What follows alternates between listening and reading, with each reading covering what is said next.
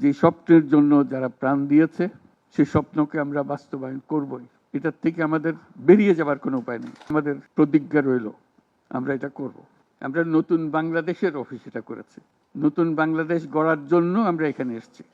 সেটা যেন সবাই মিলে আমরা করতে পারি। দেয়ালের যে লেখাগুলো যখনই দেখি অবাক লাগে, এত কথা কিভাবে এদের মনে আসলো। এদের পেছনে তো কোনো কবি নাই, কোনো সাহিত্যিক নাই, কোনো পণ্ডিত নাই যে কথাগুলো জোগাড় করে করে দেবে। কিন্তু সারা শহর ছড়িয়ে আছে, অন্যান্য শহরেও আছে। প্রতিটি কথা অত্যন্ত মূল্যবান। ছোট্ট কথা, ছোট্ট ছবি, অত্যন্ত মূল্যবান। শুধু বাংলাদেশের মানুষ উতলা হয়ে গেছে নতুন বাংলাদেশ করার জন্য, তাই না?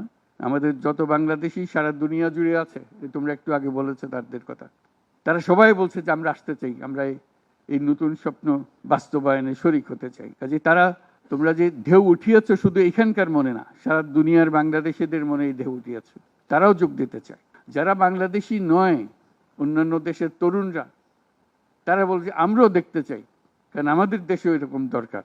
কাজে এটা কোনো সীমাবদ্ধ নয় যে বাংলাদেশের মনের মধ্যে তোমরা প্রচন্ড ঢেউ জাগিয়ে দিয়েছো, প্রচন্ড স্বপ্ন জাগিয়ে দিয়েছো। তোমরা সারা পৃথিবীর তরুণকে জাগিয়ে দিয়েছো যে এই তরুণদের হাতেই সৃষ্টি হবে নতুন পৃথিবী।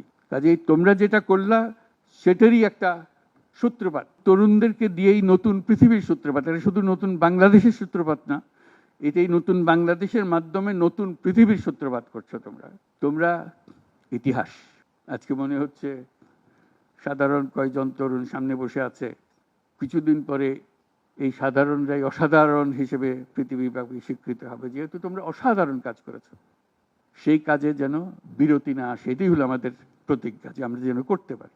আমার একটা প্রস্তাব থাকবে, নাহিদ, আসিফ এবং তোমাদের সবাইকে, অন্তত মাসে একটা করে চিঠি লিখো আমাদের কাছে।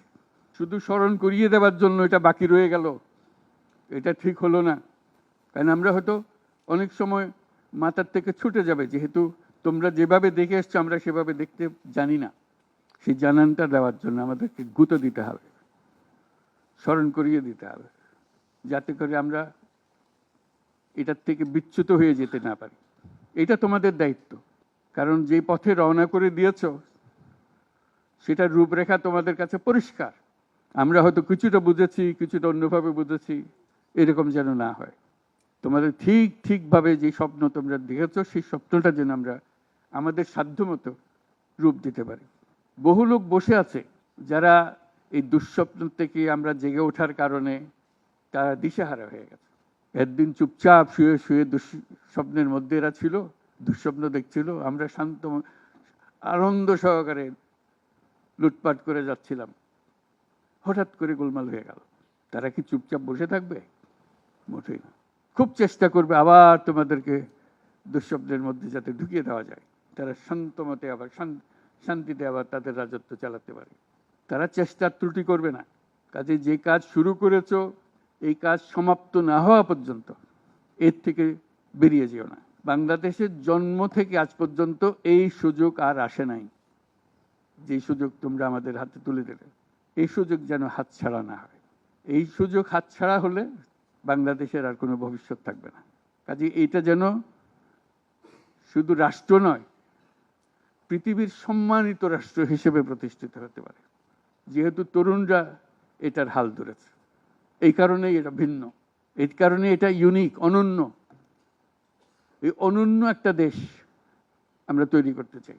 তোমাদের চিন্তায় স্বচ্ছ, তোমাদের চিন্তায় সঠিক, এটা মুঠো থেকে ছাড়বে না, হাত থেকে ছাড়বে না, এবং আমাদেরকে স্মরণ করিয়ে দেবে যদি আমরা এটার এই স্বপ্নের থেকে দূরে সরার কোনো কাজ করে ফেলে। আমাদের কারো কোনো ইচ্ছা নাই এই স্বপ্ন বাইরে যাওয়ার, এই স্বপ্ন বাস্তবায়ন করাই আমাদের সার্বক্ষণিক কাজ।